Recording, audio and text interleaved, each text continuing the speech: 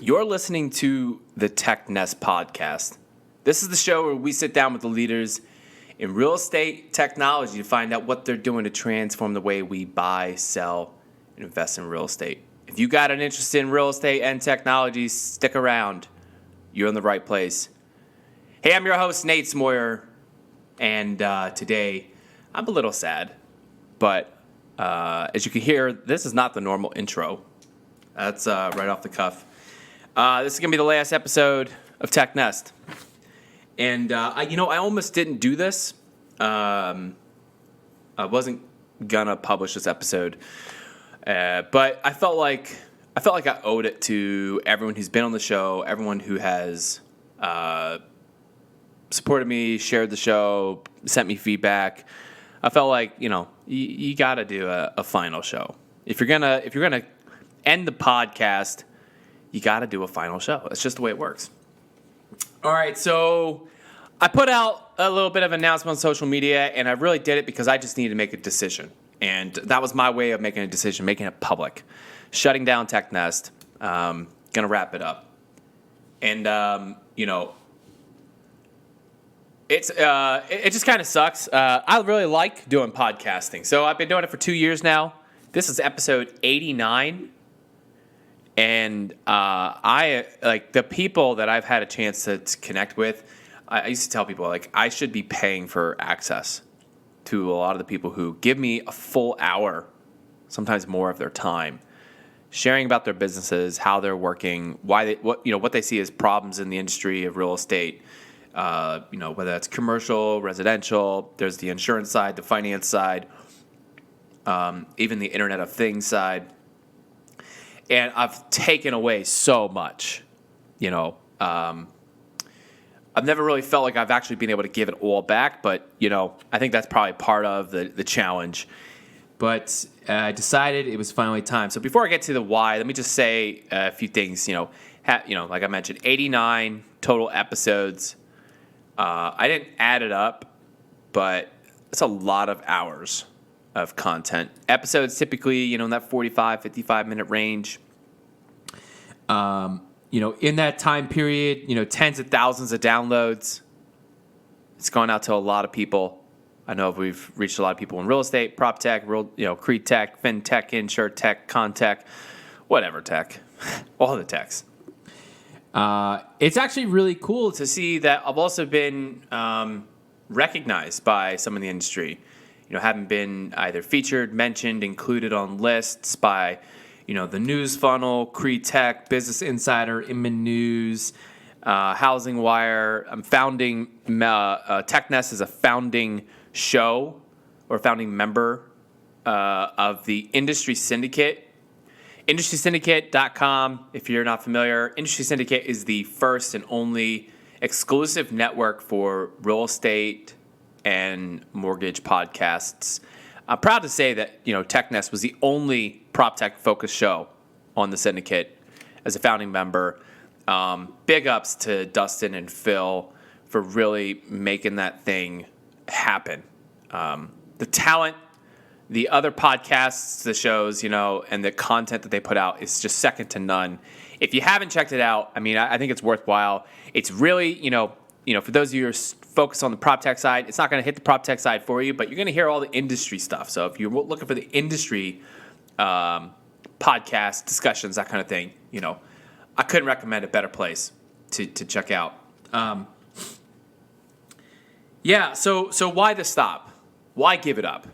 After almost 90 episodes, why now? Because I had momentum. There's momentum there. Well, the coolest thing about hosting a podcast is that once you really carve out a place for yourself in a niche, all of the people who work PR for other companies reach out to you. So whereas, there's a lot of work in the early days and getting guests, it actually becomes much easier over time because everyone else is pitching you.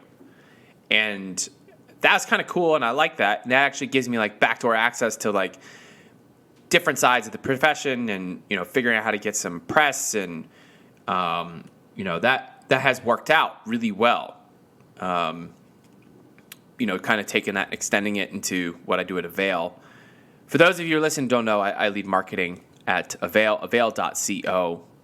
We help landlords self-manage their properties by enabling them to syndicate their listings, screen tenants with custom applications and credit background eviction checks, draft up and sign digital lease agreements, and then, of course, collect rent all online in one platform.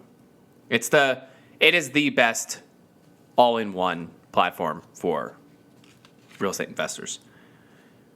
But why stop now? And I'll just point towards something that I have listed on my LinkedIn profile that I truly believe. And for me, it's very simple: growth as a lifestyle. I don't advertise myself or position myself as a growth hacker or growth marketer, even though I know that I am. I look at it as growth as a lifestyle. For me, that represents a lot. For the last 2 years, health has been a really significant focus in my life. There's been moments where it's kind of taken a back seat, but it's been a big focus. I deal with a lot of back pain. I haven't dealt with back pain on a daily basis.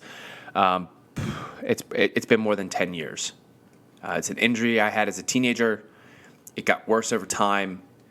It's gotten to the point now where I feel it every day. And for me, one of the things in solving that was I had to cut my weight. I was at my heaviest January 2018. It was 253. Here we are almost 2.5 years later. My weight's down. I'm hovering between 185 and 188. So significant drop. I can run better. I've got more endurance, but I've got more flexibility. I'm just more agile, and I have less pain, which is really important to me. That's all relevant because that's all about growth as a lifestyle. It's all relevant because it demonstrates the pursuit of a greater goal that, maybe can't be achieved overnight, in a week, in a month, sometimes in a year. I feel like it's taken me too long, but at the same time, I recognize 60 pounds. That's a lot. That's a lot of weight, and a lot of it's been in a healthy fashion. So I'm not upset about it. I'm not mad about that. But that just speaks back to my life perspective. Growth as a lifestyle. Growth as a lifestyle in finances. When I quit my job in ad tech and became a realtor, my finances got pretty terrible. Like, I wasn't making no money. I don't think I got my first paycheck for like 4.5, 5 months in.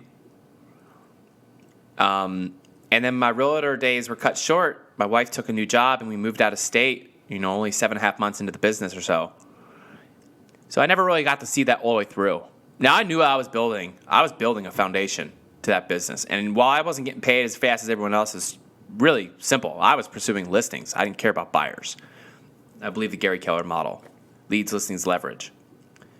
And I went hard after listings, and that's a slower business model, but it builds, and it builds much better. I mean, I left the business of being a real estate agent with 7 active listings in my first year. I had more listings in my first year than a lot of agents will get in their 2 years.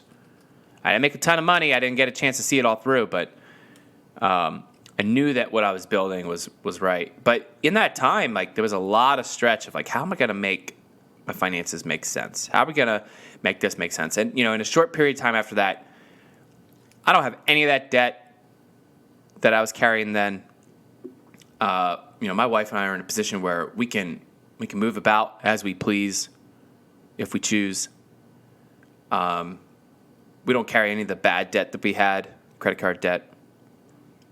We got our 2 rental units operating smoothly with a very comfortable amount of cash flow coming from them. And that's part of the growth as a lifestyle. That's not independent of my overall growth objectives. And when I look back at the podcast of what I was trying to do with TechNest, just hosting a podcast wasn't really just it. So the original intentions, as some of you may or may not know, it was actually part of my business funnel. I wanted to break into proptech as I was starting an agency. I really saw that as a significant opportunity to differentiate myself from everybody, to go into an industry that had money, that I had a high passion and interest in, and it would carve out a good slice of business for myself in building an agency from the ground up. And I was right. You know, one of the questions that I learned in asking prospects was, how many other agencies have you interviewed that specialize in proptech? And I knew the answer to that. I knew the answer was none. It doesn't mean there's no one who's doing it, but there was none that were saying, hey, I do paid media for early stage, high growth proptech companies. Those that are from family, friends, rounds up to Series A. It's hyper specific, but I didn't need many clients, and it was great. I only spent time talking to prospective clients is how I looked at it. And if they weren't a prospective client, that was typically pretty clear during a podcast interview, whether they were going to be or not. A lot of people don't know this, but my podcast interview is actually very similar to what we would call a needs analysis call. It's I have a script outline, and I have objectives in what I want to uncover, and that happens to make for good storytelling. I kind of worked a little bit more into it and changed some things up. It took one step out of my sales funnel. It made it easier to get on the phone with ideal prospects, and then it actually put me in an industry where my prospects would then share about me in the industry. So I was contributing. I was giving the industry stories that no one else was sharing, talking about early stage companies that weren't getting the limelight from other media publications because they didn't raise $100 million, and talking about problems in real estate, talking about solutions in real estate. And, you know, what it did was it really opened the door for me to get into proptech. That was good, fine, and dandy. And it helped me achieve one of my objectives, which was to get out of agency work. I don't particularly enjoy agency work. That's not my life goal, to do agency work. I'm good at it, but I don't want to do it forever. And when I started Real Team Panda, that was my agency, I had 3 exit strategies. 1, get acquired. I don't know why anyone would acquire me, but I wrote that down prior to starting the agency. That's one way out. 2, find a product. If you remember, well, I'm not going to put anyone on blast here or mention any names, but there was a product I was looking at that potentially licensing, bring to the U.S., wasn't in the U.S., but for me, it was a no-go because it couldn't be an exclusive license. So I wouldn't own the IP, and I wouldn't be the only one who had an opportunity to license the product as a tenant communications app. And so I decided not to go that route. And I didn't build any apps or products, The third one was to find a client that I wanted to join that also wanted me to join. And when I say this couldn't have worked out any better, I don't know. I believe that to be true. I don't know that it could have. That's how Avail happened. One of the marketing coordinators there reached out to me, said, hey, we got some news. Thought it would be a good fit for your podcast. I agreed. Now, I already had Avail on my prospecting list. In fact, I've only been at Avail for about a year at this point of recording this. But I've been connected with Ryan Kuhn, the CEO, co-founder, for 2 years on LinkedIn. I was already prospecting Avail. They were, for me, an ideal client. It's a matter of timing. And I covered it and used that opportunity, connecting to book Ryan on my podcast. Ryan and I had some discussions. I had no idea that they had just closed a round of funding because it wasn't public yet. So the timing was perfect, and it really worked out. And we started actually just as an agency relationship. And, we were talking, and I was like, look, I got to come out on site. There's just so much more I got to learn. I want to really dig into what you guys are doing and help you guys get to the next level. And when I came out on site, I had some of the most fun I've had working in a long time. Yeah, it just really was.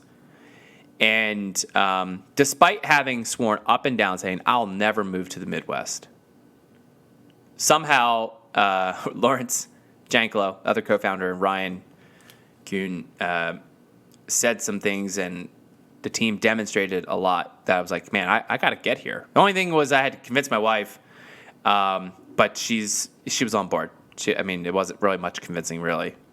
We just talked about what that would mean, what it would look like, and all that. So we ended up closing the agency within 2.5 weeks. Started with Avail. A month later, we moved to Chicago. So now that I had accomplished that with the podcast, the natural question for me was, why do I keep doing this? The podcast was as part of my sales funnel. Why keep going? And I saw the potential of something bigger. I saw a hub for proptech, real estate tech. I saw a media outlet that did things a little bit differently. I don't take advertisers. I did my second season, and I decided against, I don't want to do that. I don't take sponsorships. I don't do sponsored placements. Nobody pays to get on TechNest, and if they offered, I'm not interested in the money. I don't care. So I saw something, I saw more opportunity. Like, hey, what if we could really become the jobs hub for the industry? What if we could become the every new founder who has just spun up the idea, they're pre-product, not even market fit. Forget family and friends round. They're not even market fit. They're not even in that stage yet. They just got the name. And we could be the spot where they pitch their ideas. What if TechNest could be the thing where, hey, we have an annual pitch a-thon. Pull some sponsors in and have some fun prizes for people who are in specific stages of their company. I'm passionate about the early founders, early companies, because they're brave enough to say what their idea is publicly, even if it's terrible, which a lot of innovation comes out of that, or can come out of that. And I think that that's important to cover and talk about. And I really did start to shift and see the purpose of TechNest as serving the industry. And because there was no pressure of it being part of my sales funnel, it worked like that. The challenge for me is the rate of growth that was being experienced. I couldn't get past one episode a week. I haven't rebuilt the website, despite it being on my list of things to do since the day I launched. It still just redirects to technest.transistor.fm. For a marketing guy, it's pretty embarrassing when your website sucks. I guess it's the painter who lives in a house with chip paint on the outside, or the mechanic who drives the beat up car, But for me, it went back to the growth as a lifestyle. And when I look at things, if it's not growing, I got to ask the question, what are we doing here? Is this the best use of my time? Am I fighting an uphill battle that doesn't make sense? And while I think it makes sense, while I believe in the vision, while I see TechNest serving a bigger role, right now, it's not the right thing. It's not the right focus of my attention. The part of it's also very draining emotionally and mentally, because I want to build something bigger than just a simple interview once a week. And while every interview takes, 2 to 4 hours, no less, there's research, there's time, there's prospecting, a little bit of design work, writing, email, promotional, social, all the things, yada, yada, yada, yada. Editing, and it's not a huge time commitment, but that time is taking me away from what's very important to me right now, which is, some of the work at Avail. And, quite frankly, I'm not interested in being the industry expert on proptech at the moment. That might be something down the line. I think moving into investing in the future could be a thing. I don't know. Maybe. I don't know. Everybody talks about how they want to be an angel investor or venture capitalist investor. And then, if you read the stories or talk to people who've done it for a few years, it doesn't always sound like a great gig. It's also hard to know if you're good at it without committing for several years and a good amount of money, which means taking a few L's, but could mean taking a few L's unless you're perfect. So, what is it? What purpose am I serving? And, honestly, I felt like the time that guests are giving me, if I'm not giving it the full time, and giving that show the limelight it deserves and building up the brand, I'm just not contributing back enough. It's just not growing enough. I don't see my downloads increasing enough. I'm not seeing the traffic increase enough. My subscribers are not increasing enough. All those things are very frustrating to me, and so I have to make a decision. Do I double down on this or do I go a different direction? And I decided different direction is the route. For me, becoming the marketing leader that I envision myself in the next several years is really important. So the immediate actions are, we're going to just quit the show. Cut it. We're going to leave it up, not going to take it down, but going to cut it. I'm going to spend more time talking and working with other leaders in marketing. So first, if you lead brand strategy, paid media, you're a CMO, director of marketing at another fintech, proptech, insurtech, contech, all the techs, company, I'd love to have a discussion. We can talk about whatever. Talk shop, staffs, talk about budgeting, structures, training, branding. All those things are very interesting to me right now. I want those discussions at the high level, very specific of the trade of marketing, not necessarily the proptech industry. Because the thing about it is I'm not solving problems today for the proptech industry. I'm solving problems today for the rental industry, for landlords, for tenants. I'm not solving proptech industries problems. And it's not to say that I don't have an interest. That's just not what my work is today. And I want to be focused in my work, focused in on my craft and on my future. So those are the first things I'm doing. And I'm going to focus on the work that's specific to Avail, which means also talking to industry leaders in the rental industry. And it's what got me into it in the first place. It's my passion for rental real estate. It's just so much opportunity here. Why are applications not a little bit more standardized? Why don't tenants have more freedoms in what they get to, submit for an application? Or can't they just initiate the process? Why do we have to have, why are so many people still taking rent by cash and check? Why do we have such bad bookkeeping practices? It's just a lot. There's a lot that doesn't make sense to me. And I don't think it's people bad or malicious. I think they just don't have the systems in place in their business. Everyone knows that. A business without systems is not a business. It's kind of just a hobby that takes money and spends money. And unfortunately, a lot of people look at real estate as passive income, right? It's passive, means you don't work on it. But that's actually not true. It's a business. You got to work it like a business. Otherwise, you're right. It'll just be a hobby. It won't make no money. That's why your friends and family who've tried real estate are the first ones to tell you it ain't going to work. You get calls at 2 a.m. about a broken toilet. Which, by the way, for those of you out there who are interested in buying your rental properties, 5 years in, I've never once had a call at midnight. Ever. Never had a call overnight. Never.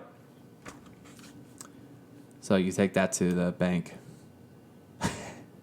I don't know if that's the right words for it, but that's what it is.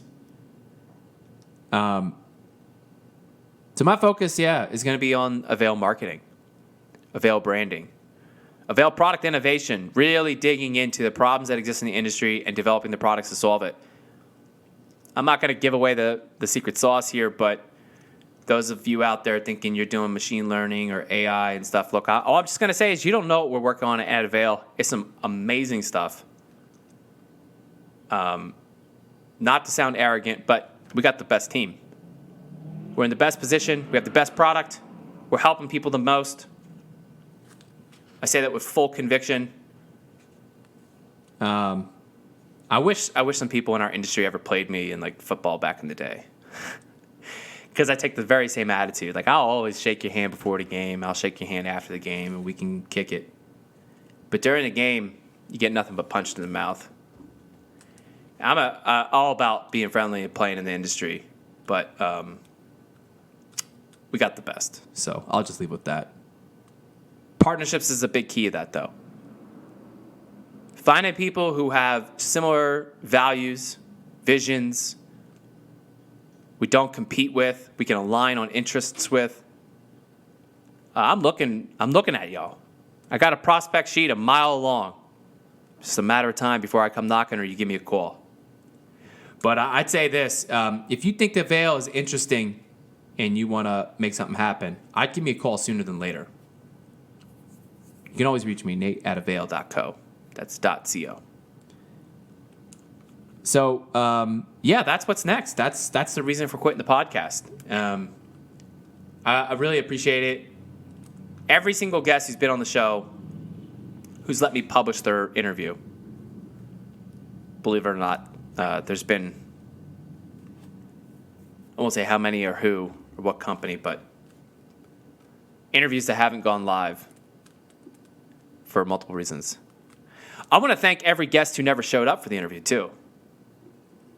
And I want to say that because for the guests who never showed up, you only further highlighted how much other people appreciate the work that goes into podcasting. You just highlighted that much more. You elevated all those other people who showed up. So thank you for those of you who ghosted me after making the commitment, after I went through and did my research, after I prepped and sat looking at my screen for a half hour hoping you were just going to sign in late. Appreciate y'all. For everyone who ever shared about the show, sent me any messages, feedback, you guys, you have no idea how much that's greatly impacted me and pushed me to keep on to interview more founders and leaders in the industry. People who never even listened to the show but encouraged me and said it sounded cool, you guys are the best. You'll never hear this, but you're the best. That's kind of it. I don't want to drag this out any longer.